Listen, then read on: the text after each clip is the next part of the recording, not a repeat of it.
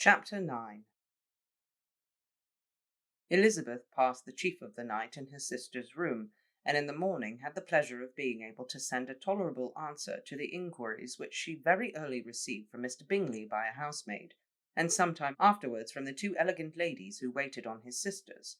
In spite of this amendment, however, she requested to have a note sent to Longbourn, desiring her mother to visit Jane, and form her own judgment of the situation. The note was immediately dispatched, and its contents as quickly complied with. Mrs. Bennet, accompanied by her two youngest girls, reached Netherfield soon after the family breakfast. Had she found Jane in any apparent danger, Mrs. Bennet would have been very miserable, but being satisfied on seeing her that her illness was not alarming, she had no wish of her recovering immediately, as her restoration to health would probably remove her from Netherfield. She would not listen, therefore, to her daughter's proposal of being carried home. Neither did the apothecary, who arrived about the same time, think it at all advisable. After sitting a little while with Jane, on Miss Bingley's appearance and invitation, the mother and three daughters all attended her into the breakfast parlour. Bingley met them with hopes that Mrs. Bennet had not found Miss Bennet worse than she expected. "Indeed I have, sir," was her answer. "She is a great deal too ill to be moved. Mr. Jones says we must not think of moving her. We must trespass a little longer on your kindness." "Removed!" cried Bingley. "It must not be thought of. My sister, I am sure, will not hear of her removal." "You may depend upon it, madam," said Miss Bingley with cold civility, "that Miss Bennet shall receive every possible attention while she remains with us." Mrs. Bennet was profuse in her acknowledgments. "I am sure," she added, "if it were not for such good friends, I do not know what would become of her, for she is very ill indeed, and suffers a vast deal, though with the greatest patience in the world, which is always the way with her, for she has, without exception, the sweetest temper I have ever met with. I often tell my other girls they are nothing to her. You have a sweet room here, Mr. Bingley, and a charming prospect over that gravel walk. I do not know a place in the country that is equal to Netherfield. You will not think of quitting it in a hurry, I hope, though you have but a short lease." "Whatever I do is done in a hurry," replied he, "and therefore, should I resolve to quit Netherfield, I should probably be off in 5 minutes. At present, however, I consider myself quite fixed here." "That is exactly what I should have supposed of you," said Elizabeth. "You begin to comprehend me, do you?" cried he, turning towards her. "Oh, yes, I understand you perfectly." "I wish I might take this for a compliment, but to be so easily seen through, I'm afraid, is pitiful. This is as it happens. It does not necessarily follow that a deep, intricate character is more or less estimable than such a one as yours." "Lizzie!" cried her mother, "remember where you are, and do not run on in the wild manner that you are suffered to do at home." "I did not know before," continued Bingley immediately, "that you were a studier of character. It must be an amusing study." "Yes, but intricate characters are the most amusing. They have at least that advantage." "The country," said Darcy, "can in general supply but few subjects for such a study. In a country neighbourhood you move in a very confined and unvarying society." "But people themselves alter so much that there is something new to be observed in them forever." "Yes, indeed," cried Mrs. Bennet, offended by his manner of mentioning a country neighbourhood. "I assure you there is quite as much of that going on in the country as in town." Everybody was surprised, and Darcy, after looking at her for a moment, turned silently away. Mrs. Bennet, who fancied that she had gained a complete victory over him, continued her triumph. "I cannot see that London has any great advantage over the country for my part, except for the shops and public places. The country is a vast deal pleasanter, is it not, Mr. Bingley?" "When I am in the country," he replied, "I never wish to leave it, and when I am in town it is pretty much the same. They each have their advantages, and I can be equally happy in either." "Ah, that is because you have the right disposition, but that gentleman," looking at Darcy, "seemed to think the country was nothing at all." "Indeed, mamma, you are mistaken," said Elizabeth, blushing for her mother. "You quite mistook Mr. Darcy. He only meant that there was not such a variety of people to be met with in the country as in town, which you must acknowledge to be true. Certainly, my dear, nobody said there were. But as to not meeting with many people in this neighbourhood, I believe there are few neighbourhoods larger. I know we dine with 24 families. Nothing but concern for Elizabeth could enable Bingley to keep his countenance. His sister was less delicate, and directed her eye toward Mr. Darcy with a very expressive smile. Elizabeth, for the sake of saying something that might turn her mother's thoughts, now asked if Charlotte Lucas had been at Longbourn since her coming away. Yes, she called yesterday with her father. What an agreeable man Sir William is. Mr. Bingley, is not he? So much the man of fashion, so genteel and so easy. He has always something to say to everybody. That is my idea of good breeding, and those persons who fancy themselves very important and never open their mouths quite mistake the matter. Did Charlotte dine with you? No, she would go home. I fancy she was wanted about the mince pies. For my part, Mr. Bingley, I always keep servants that can do their own work. My daughters are brought up differently. But everybody is to judge for themselves, and the Lucases are a very good sort of girls, I assure you. It is a pity they are not handsome. Not that I think Charlotte so very plain, but then she is our particular friend. She seems a very pleasant young woman, said Bingley. Oh, dear, yes, but you must own she is very plain. Lady Lucas herself has often said so, and envied me Jane's beauty. I do not like to boast of my own child, but to be sure, Jane, one does not often see anybody better looking. It is what everybody says. I do not trust my own partiality.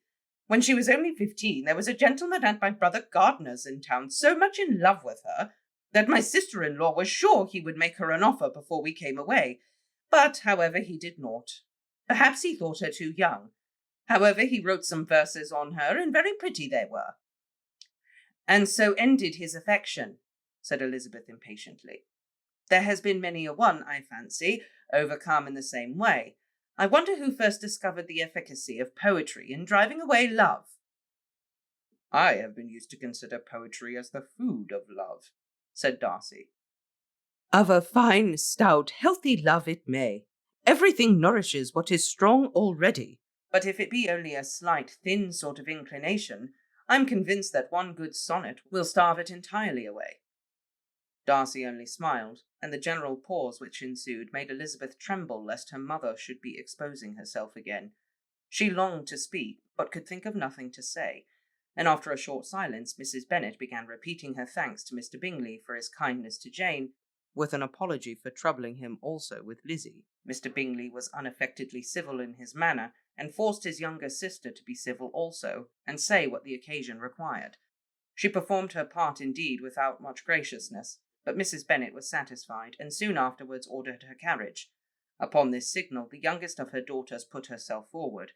The two girls had been whispering to each other during the whole visit, and the result of it was that the youngest should tax Mr. Bingley with having promised on his first coming into the country to give a ball at Netherfield. Lydia was a stout, well-grown girl of 15, with a fine complexion and good-humoured countenance, a favourite with her mother, whose affection had brought her into public at an early age. She had high animal spirits and a sort of natural self-consequence, which the attentions of the officers, to whom her uncle's good dinners and her own easy manners recommended her, had increased into assurance. She was very equal, therefore, to address Mr. Bingley on the subject of the ball, and abruptly reminded him of his promise, adding that it would be the most shameful thing in the world if he did not keep it. His answer to this sudden attack was delightful to their mother's ear. I am perfectly ready, I assure you, to keep my engagement, and when your sister is recovered, you shall, if you please, name the very day of the ball. But you would not wish to be dancing while she is ill? Lydia declared herself satisfied. Oh, yes! It would be much better to wait till Jane was well, and by that time most likely Captain Carter would be at Meryton again. And when you have given your ball, she added, I shall insist on their giving one also. I shall tell Colonel Forster to be quite ashamed if he does not. Mrs. Bennet and her daughters then departed, and Elizabeth returned instantly to Jane, leaving her own and her relations' behaviour to the remarks of the two ladies and Mr. Darcy, the latter of whom, however, could not be prevailed on to join in the censure of her, in spite of all Miss Bingley's witticisms on fine eyes. Chapter 10. The day passed much as the day before had done. Mrs. Hurst and Miss Bingley had spent some hours of the morning with the invalid, who continued, though slowly, to mend, and in the evening Elizabeth joined their party in the drawing-room. The loo table, however, did not appear. Mr. Darcy was writing, and Miss Bingley, seated near him, was watching the progress of his letter, and repeatedly calling off his attention by messages to his sister. Mr. Hurst and Mr. Bingley were at piquet, and Mrs. Hurst was observing their game. Elizabeth took up some needlework and was sufficiently amused in attending to what passed between Darcy and his companion. The perpetual commendations of the lady either on his handwriting, or on the evenness of his lines, or on the length of his letter, with the perfect unconcern with which her praises were received, formed a curious dialogue, and was exactly in unison with her opinion of each. "How delighted Miss Darcy will be to receive such a letter!" He made no answer. "You write uncommonly fast." "You are mistaken. I write rather slowly." "How many letters you must have occasion to write in the course of a year! Letters of business, too! How odious I should think them!" "It is fortunate, then, that they fall to my lot instead of to yours." "Pray tell your sister that I long to see her."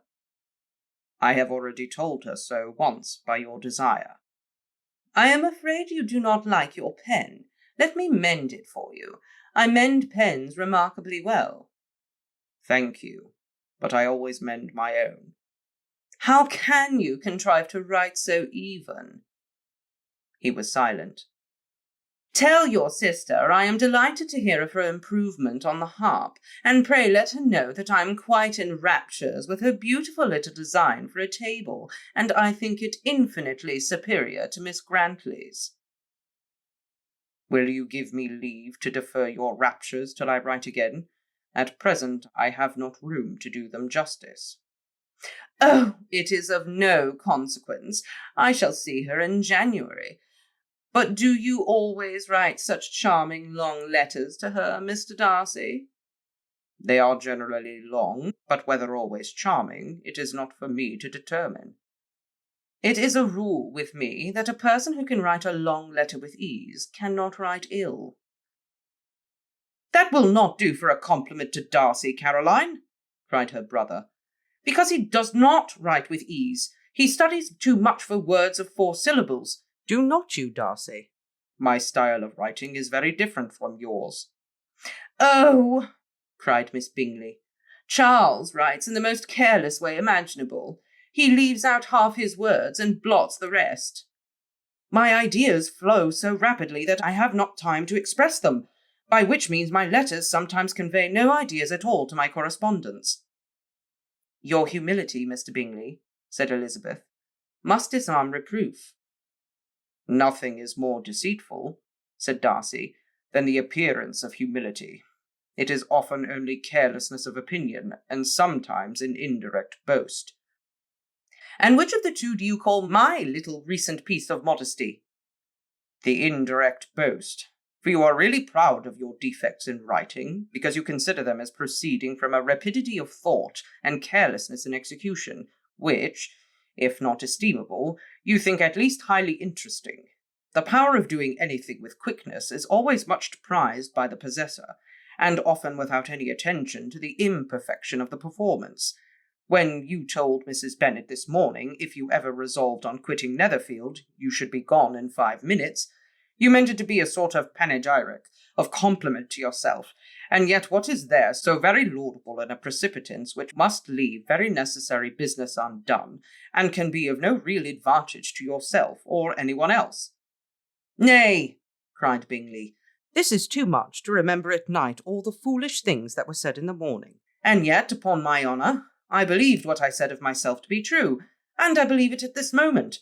At least, therefore, I did not assume the character of needless precipitance merely to show off before the ladies." "I dare say you believed it, but I am by no means convinced that you would be gone with such celerity. Your conduct would be quite as dependent on chance as that of any man I know, and if, as you were mounting your horse, a friend were to say, 'Bingley, you had better stay till next week,' you would probably do it, you would probably not go, and at another word, might stay a month. You have only proved by this, cried Elizabeth, that Mr. Bingley did not do justice to his own disposition. You have shown him off now much more than he did himself. I am exceedingly gratified, said Bingley, by your converting what my friend says into a compliment on the sweetness of my temper. But I'm afraid you are giving it a turn which that gentleman did by no means intend, for he would certainly think the better of me if under such a circumstance I were to give a flat denial and ride off as fast as I could.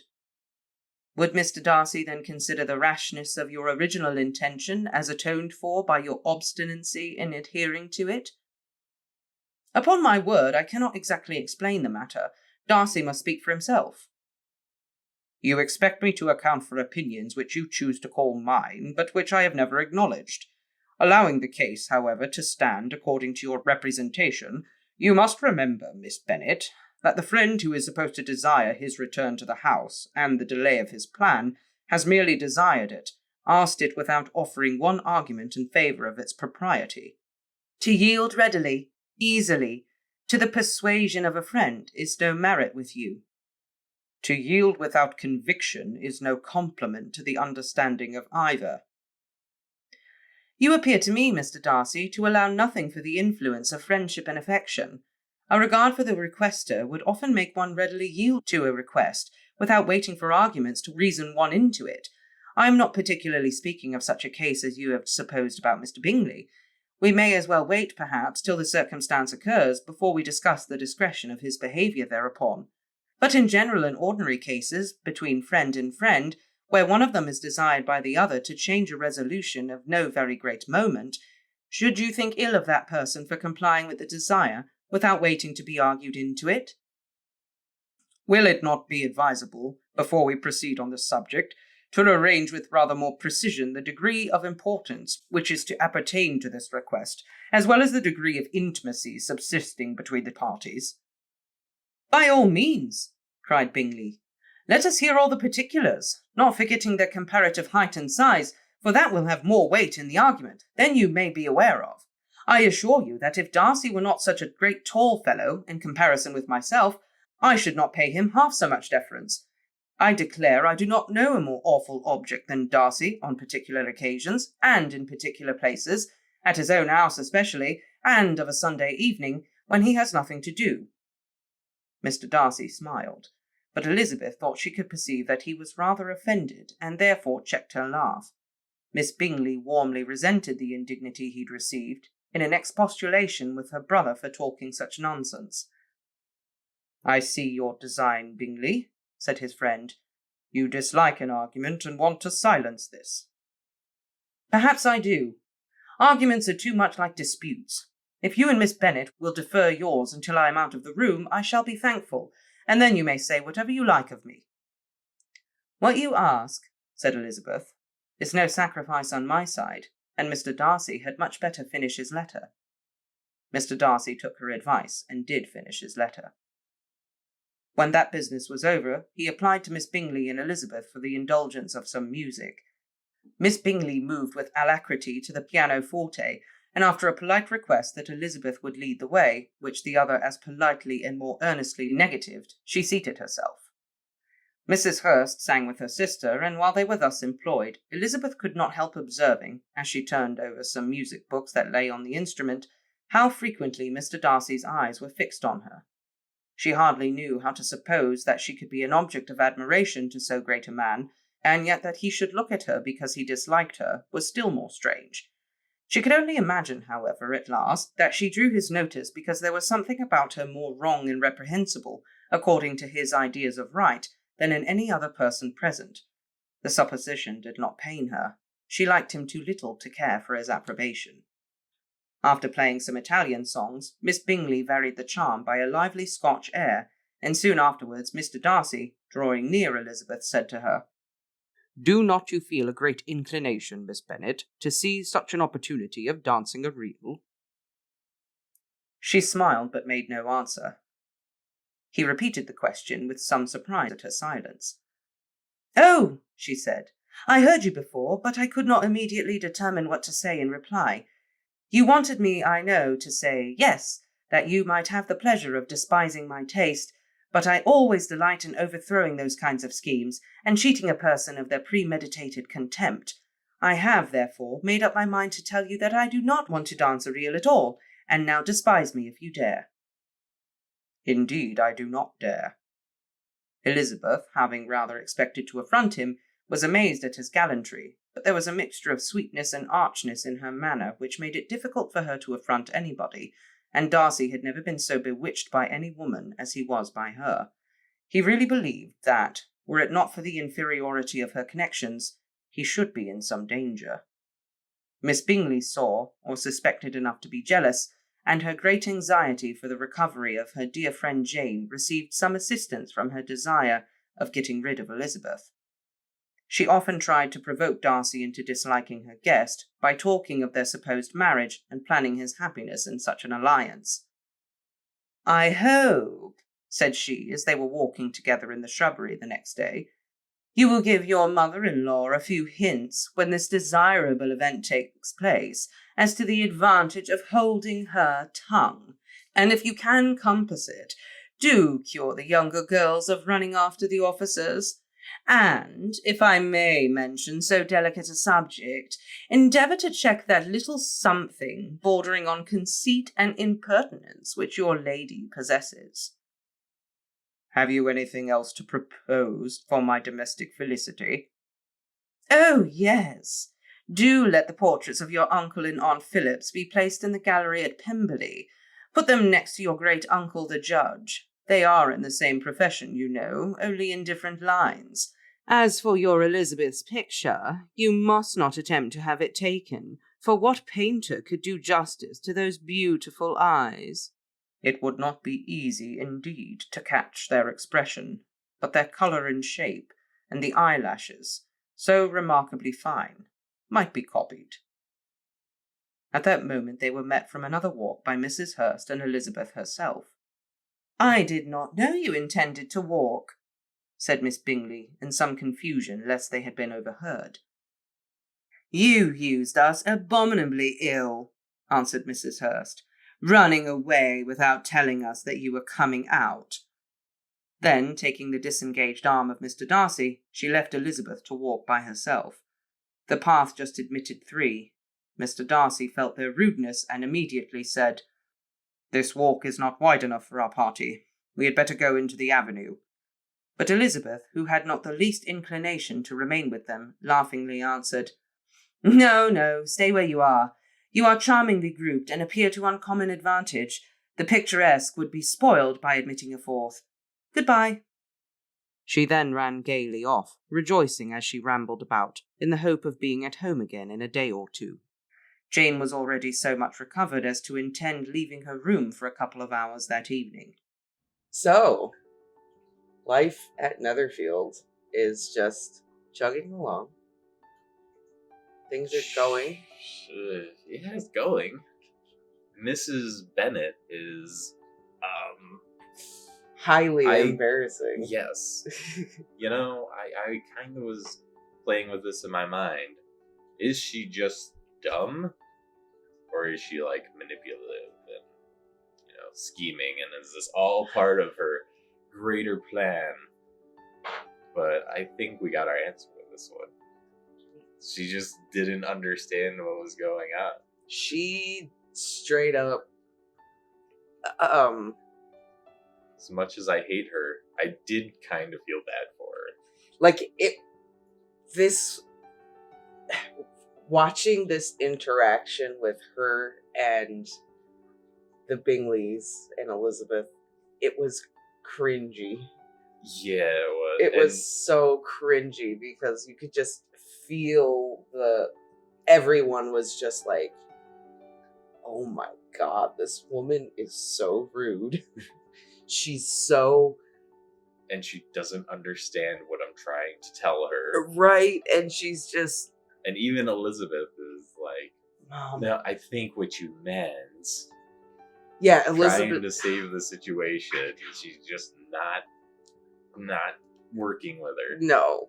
Elizabeth was just so embarrassed. It's like, it's that every child being embarrassed of their parents, like, Mom, stop.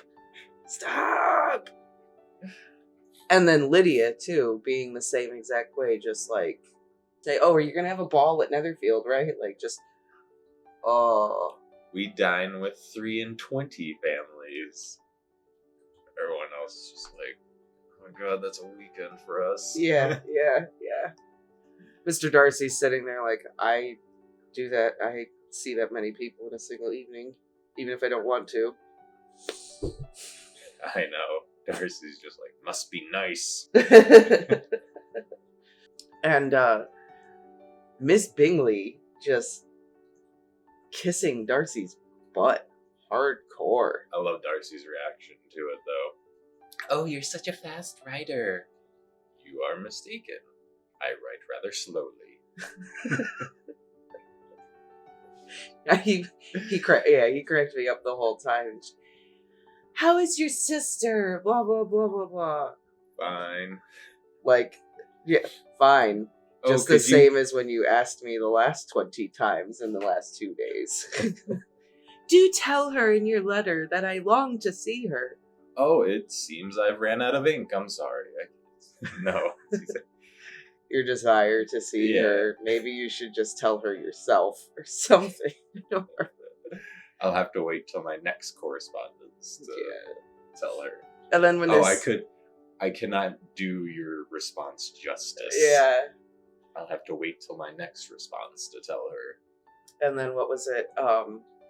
Then they read, and they're sitting and reading, and she's talking about the library thing again. Yep.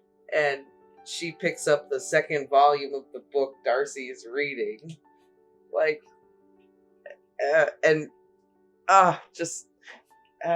then when they're walking around the room, Darcy's just like creeping on Elizabeth, watching her walk around and all that. Mm-hmm. Like, you know, he's feeling Elizabeth. And Elizabeth just doesn't give a shit. She just doesn't care. Like when they're walking in the garden. Mm-hmm. And Elizabeth is like, no, you go ahead. Yeah. I've been trying to get some peace and quiet in this place. Yeah. You guys have a good time. And I feel like she just leaves Mr. Darcy there with Miss Bingley, and he's probably standing there like, no, please, no. Come back. But it's not even that I love you at this point. I just can't do this. It's also interesting, the whole incident with her mom. Like, Mr. Darcy is just feeling like more and more like, I like Elizabeth and I shouldn't because of what her social standing is, but I like her. And then her mom shows up and all of that like happens, and he's like, okay, I can't like her. That family is absolutely beyond. I cannot like her. And then he's like trying, like, I gotta make myself not pay attention. I gotta make myself not like her. Especially after he asks her to dance, and she's just like, no, I don't feel like it.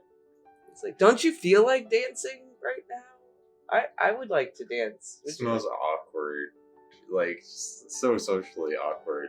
So, dancing, it's moving, right?